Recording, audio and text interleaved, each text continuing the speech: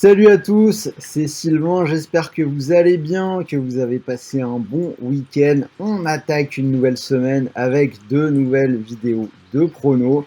Et comme la semaine dernière, on va commencer avec le match de Monaco en Ligue des Champions. Vous retrouverez bien évidemment dans la suite de la semaine les 10 pronos Ligue 1 et les 10 pronos Ligue 2 ainsi que le live avec Sarah vendredi midi à 13h. D'ailleurs, si vous ne voulez rien rater, abonnez-vous à la chaîne YouTube et vous serez informé de toutes les nouvelles sorties de vidéos, mes analyses, les bons plans opérateurs, de temps en temps de jolis jeux concours comme vous avez pu avoir pendant l'Euro, donc n'hésitez pas, rejoignez-nous. Alors, Monaco, Shakhtar Donetsk. Donc pour jouer, je vous propose d'utiliser le bonus Winamax, toujours en ligne pour le moment. 100 € déposés, 300 € pour jouer. Donc vous déposez 100 et vous recevez tout de suite 200 € de free bet. Comme d'habitude, je vous ai concocté un petit combiné supérieur à 2 pour essayer de jouer ça. Donc on va en reparler à la fin de la vidéo. Alors, Monaco, Shakhtar. Donc, alors, il reste encore 2 matchs aux Monégasques pour assurer leur retour en Ligue des Champions. Et le moins que l'on puisse dire, c'est que la tâche ne va pas être facile contre les Ukrainiens. Alors, Monaco, qui a bien sûr fait de cette qualification dans la phase de poule le principal objectif de son début de saison, à mon sens.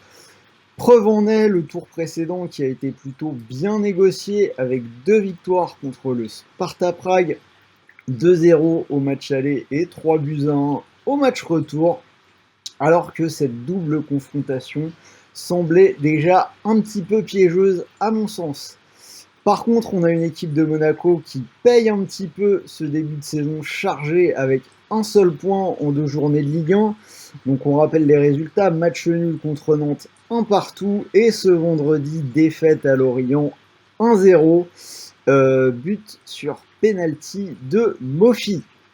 Alors, comme je l'ai déjà dit dans la vidéo de la semaine dernière, par contre, je suis vraiment pas inquiet pour Monaco. J'ai vu les 4 matchs, en fait, je trouve qu'ils proposent quand même un jeu intéressant avec pas mal de circuits déjà bien identifiés. Il manque juste un tout petit peu d'adresse face au but, et notamment face à cette équipe de Lorient, l'équipe bretonne qui a défendu à 5, donc c'était quand même un petit peu compliqué. Mais les Monégasques qui, globalement, sur le jeu, ont quand même dominé leur sujet.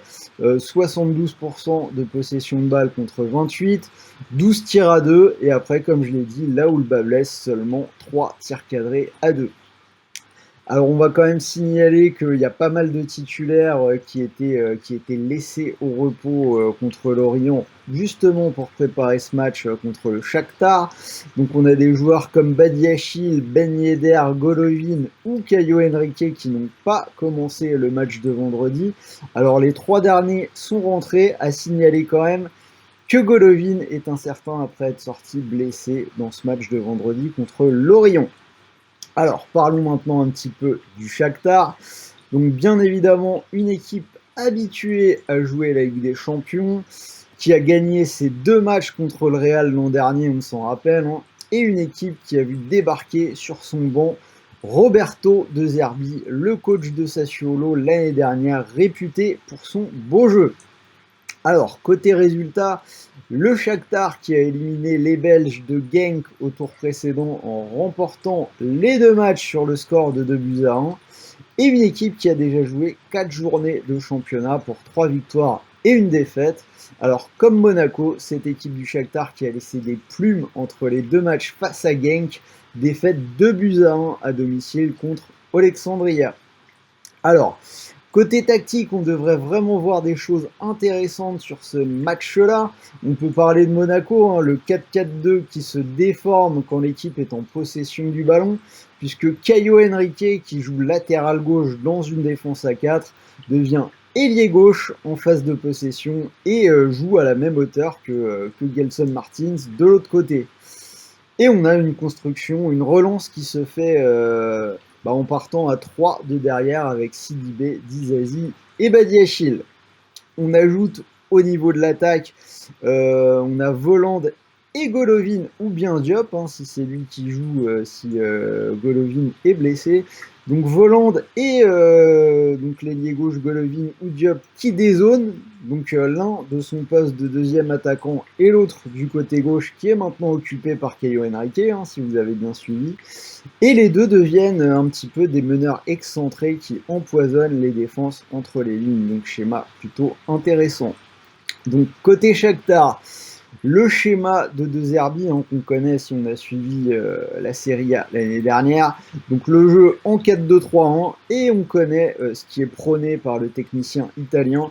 Des gros risques à la relance, des passes courtes depuis le gardien, le double pivot qui descend très très bas pour offrir des solutions de relance et des joueurs qui restent très très proches les uns des autres justement pour faciliter cette première relance. Alors, avec des joueurs qui redescendent aussi bas, soit ça crée instantanément un surnombre pour sortir du pressing, ce qui est intéressant, soit ça laisse de l'espace derrière pour toucher directement les attaquants. Donc un schéma qui est un petit peu gagnant sur tous les plans. Alors, quoi qu'il en soit, je m'attends quand même à un match beaucoup plus ouvert pour Monaco, bien évidemment, que contre Nantes ou Lorient, hein, deux équipes qui ont attendu les Monégasques dans un bloc bas, mais aussi un match plus dangereux parce que le Shakhtar aura plus d'opportunités offensives. Alors très honnêtement, j'ai pas trop envie de me mouiller sur le vainqueur de ce match-là. Si je devais prendre quelque chose, ce serait Monaco ou Shakhtar en double chance, mais la cote à 1,22 est clairement un peu pourrie. Donc je vais plutôt parier sur les buts et sur ce match-là, je vois bien le plus de 2,5 qui est intéressant avec une cote à 1,64. Et comme je vous l'ai dit, je vous ai préparé un petit combiné à plus de 2. Donc ce mardi soir, il y a également la Super Coupe d'Allemagne, hein, affiche habituelle entre le Bayern et le Borussia Dortmund. Je pense tout simplement que le Bayern a l'ascendant psychologique sur Dortmund. Hein. Alors je ne vais pas spécialement développer, hein, il vous suffit de regarder les dernières confrontations. Je crois que le Bayern a gagné les 5 dernières rencontres entre les deux équipes. Alors le Bayern qui a commencé timidement avec match nul contre Mönchengladbach alors que Dortmund a marqué 5 buts pour sa première journée. Mais comme je vous dis, je pense quand même que à ce petit jeu-là, hein, Dortmund essaye souvent de prendre le Bayern à son propre jeu, à savoir de jouer avec le ballon et le jeu en transition. Mais le Bayern est encore au-dessus, donc je vais assurer malgré tout avec la double chance en faveur du Bayern. Bayern ou nul à 1,38. Donc c'est-à-dire que si vous combinez le plus de 2,5 dans Monaco Shakhtar à 1,64 et Bayern ou nul à 1,38, ça vous fait un combi plutôt sympa avec une cote à 2,26. Donc comme je vous l'ai dit, vous pouvez profiter du bonus d'inscription sur Wina, 100 € déposés, 300 € pour jouer. C'est-à-dire que si vous posez vos 100 € sur cette cote à 2,26, si ça passe, vous pourriez remporter 226 €. Et si malheureusement le combi foire et ne passe pas, vous récupérez malgré tout les 200 € de free bet pour continuer de jouer. Donc ça reste plutôt intéressant. Voilà, analyse terminée. Dites-moi dans les commentaires si vous êtes d'accord avec moi, si vous attendez des buts entre Monaco et le Shakhtar, si vous pensez que Dortmund, qui a parfaitement lancé sa saison, peut surprendre le Bayern. On en discute dans les commentaires. Un petit pouce bleu pour m'aider à développer la chaîne et pour m'encourager pour la suite de la semaine, ça fait toujours plaisir. En attendant, je vous souhaite de bons paris, de bons matchs, de bons gains et on se retrouve très très vite pour une nouvelle vidéo. Et n'oubliez pas en ce moment sur Instagram, tous les après-midi, petit prono rapide sur le tennis. Donc là, début du tournoi de Cincinnati. Donc vous pouvez me retrouver là-bas, l'Instagram de Rue des Joueurs. Salut à tous et bonne journée!